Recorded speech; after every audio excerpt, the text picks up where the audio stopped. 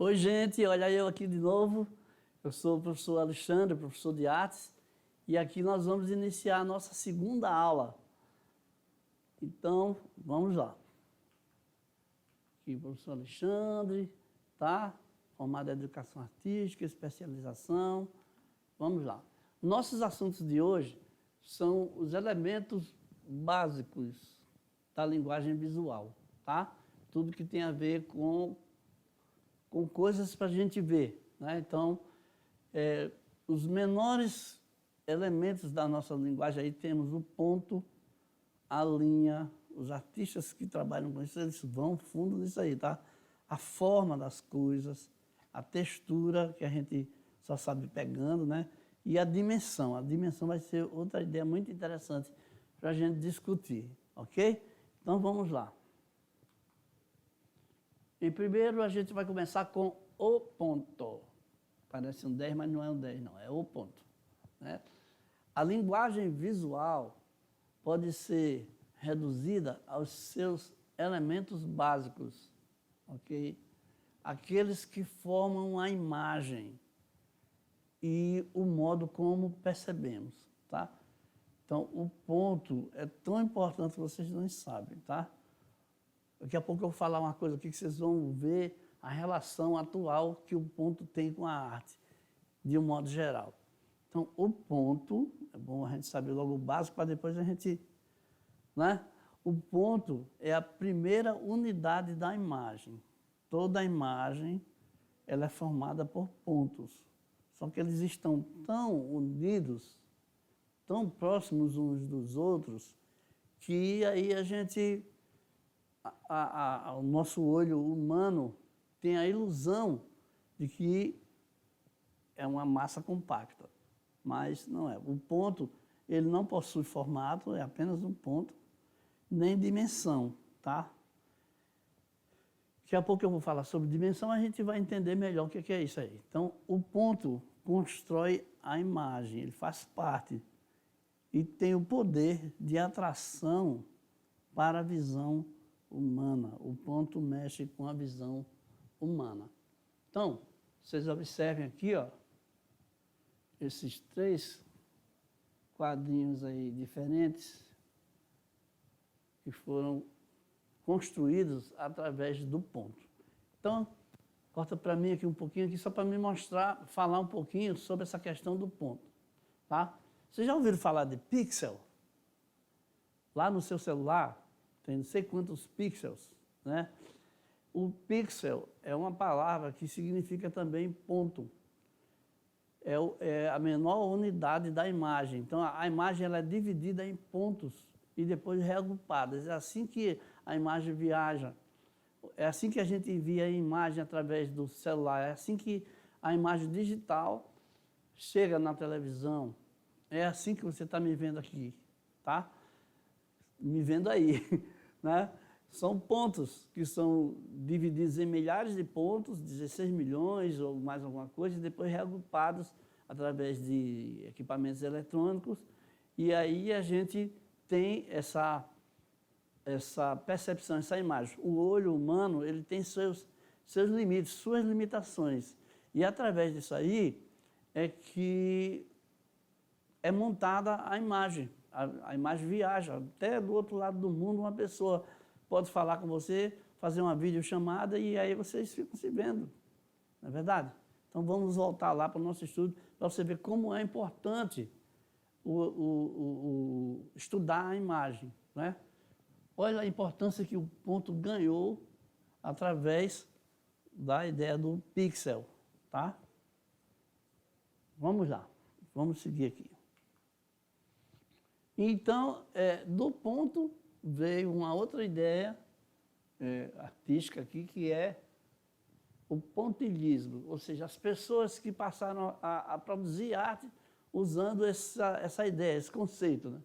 O pontilhismo é a técnica de pintura, hoje a aula vai ser só sobre pintura, ok? Desenvolvida pelo artista francês Georges Seurat, ok? No final do século XIX. Esse cara aqui foi importante demais. Porque eu já falei ainda há pouco aí no que foi dar essa ideia do ponto, né? Então, ele formava a imagem através de minúsculos pontos na tela, como essa que vocês estão vendo aqui do lado, né? Quando observada à distância, formava uma imagem compactada. Olha aí como é importante essa ideia do ponto e do pontilhismo, né? O pontilhismo é a técnica de fazer trabalhos desse tipo, tá? Então, através dessa ideia maravilhosa aí, o Georges desenvolveu o trabalho dele. Essa tela aqui, por exemplo, né, que ele chama de Domingo à Tarde na Ilha Grande Jatte, que ele fez lá na França, 1884 a 1886. É o tempo de maturação dessa tela aí, tá bom? Então, vamos lá. Vamos pegar mais ideias sobre esse assunto aí. Outra aqui, ó. Outra visão da tarde de domingo. Ele fez vários. Então, os artistas pós-impressionistas, nós vamos saber ainda o que é impressionismo. Vamos ver esse tema aqui, a gente vai ainda entender melhor, tá? Mas não se preocupa agora. Os artistas pós-impressionistas usavam cores vivas, né? Cores fortes. Vamos entender sobre cores também. Não se preocupa. Camadas grossas de tinta. E os temas cotidianos, né? Pessoas aí passeando à tarde, ou lavando a casa, só temas assim. E pinceladas expressivas que enfatizavam as formas geométricas. Então, atente para esse detalhe aqui de formas geométricas. As formas geométricas nós sabemos, círculo, triângulo, cones, né? Círculo, triângulo, cilindros, são formas geométricas. Então, compare isso aqui que eu fiz aqui grosseiramente com o que está aí na tela, né? Os formatos das pessoas não são assim aqueles totalmente naturalistas, né? Dá a ideia aí de pessoas aí que têm uma certa semelhança com essas formas que eu fiz aí um desenho aí rápido. E aí chegamos no segundo elemento, tá? Da imagem, tá? Que é a linha. A linha também, ela tem a ver com o ponto, porque a linha é uma sucessão de pontos num certo sentido, né? Em vez de juntar um monte de pontos no sentido horizontal, né? O vertical, eles colocam só numa única direção. Então, vamos ver aqui melhor. As linhas podem ser classificadas como geométricas, que são linhas abstratas e têm apenas uma dimensão. Ó, essas que têm só uma dimensão, o comprimento, né, como essa linha reta horizontal, são as linhas geométricas, ok? As linhas gráficas, que são linhas desenhadas ou traçadas, né?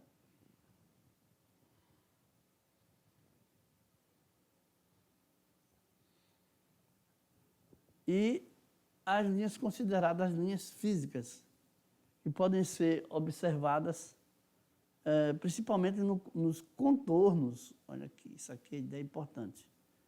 Dos objetos, tá? Então, uma linha contornando um objeto, a gente diz que é uma linha física, tá? E as linhas que têm um certo desenho, né, ou traçado, como a linha quebrada, espiral, ondulada aqui, a linha curva, são as linhas gráficas. Essas que são assim mais de um único sentido, né, são as linhas geométricas. Vamos seguir aqui. Olha aqui esta obra aqui, ó, de uma brasileira, Tarsila do Amaral. Ela compôs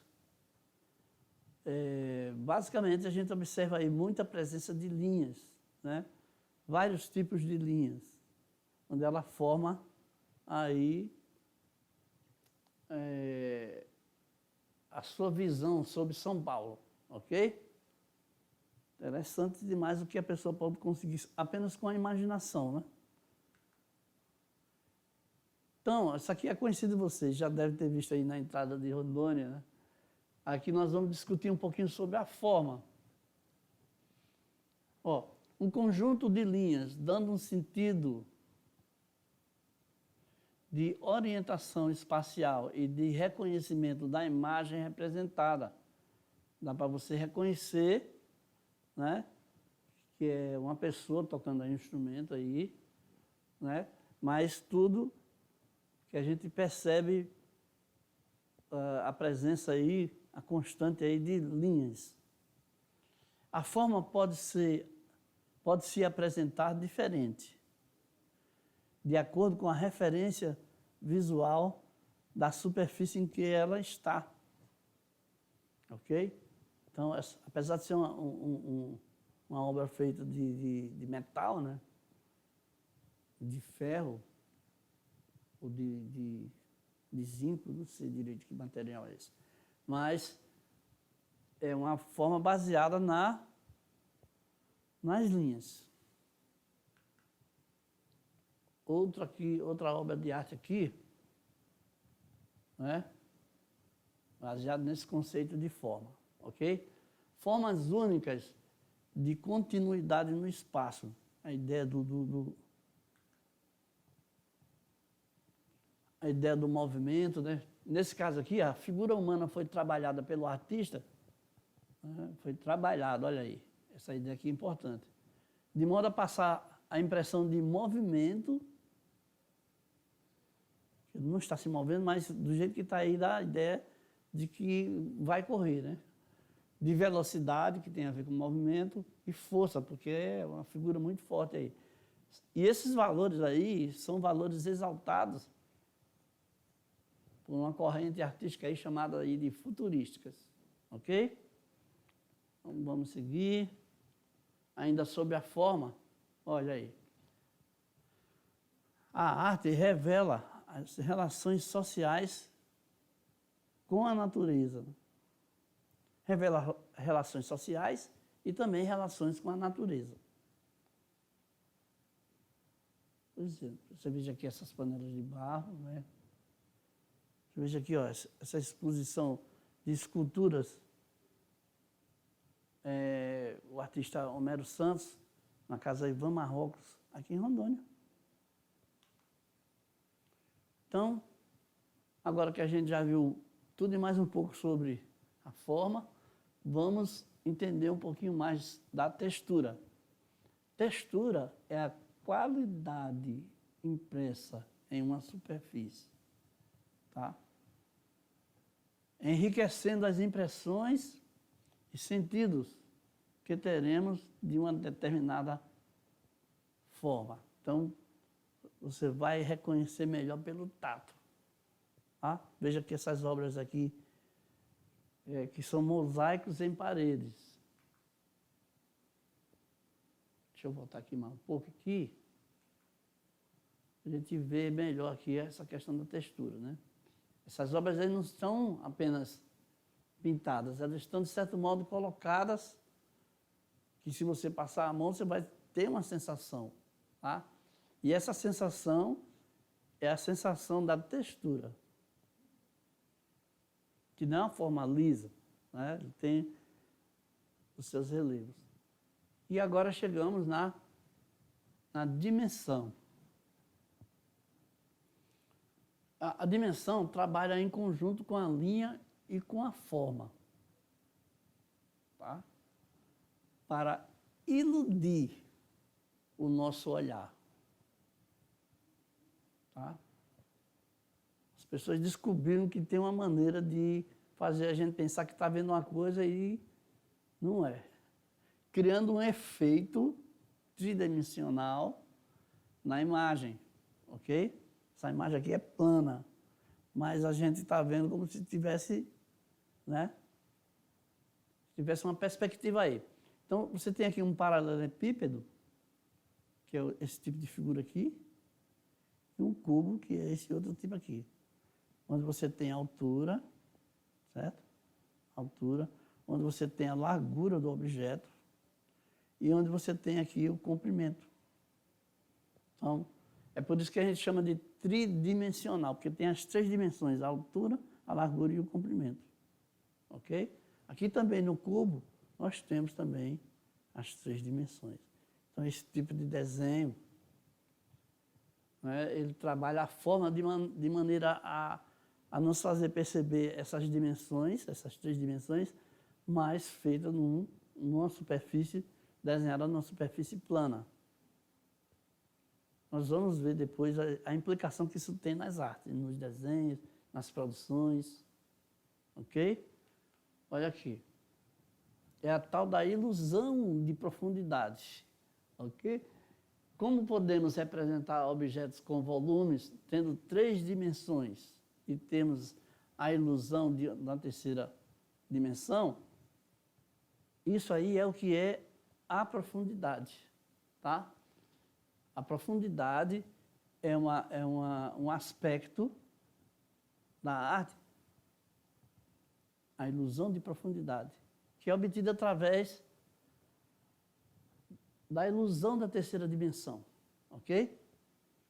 E aqui eu vou mostrar essa imagem aqui, que é a imagem mais espetacular da ilusão mais famosa, mais conhecida, da ilusão de profundidade, que é um quadro do Leonardo da Vinci, muito conhecido, em 1497. Né? É um mural chamado A Última Ceia, né? Que tem a ver com a religião, com a passagem de Cristo na Terra. E aí temos aqui este mural que se encontra nas paredes de um salão da igreja de Santa Maria della Grazie, em Milão, na Itália.